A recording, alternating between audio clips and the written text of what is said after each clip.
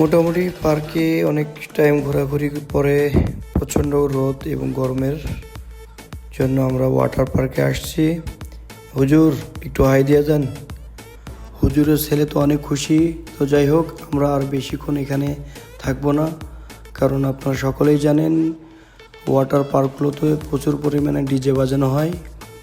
আর এমনিতেও অনেকক্ষণ আমরা এখানে আসছি।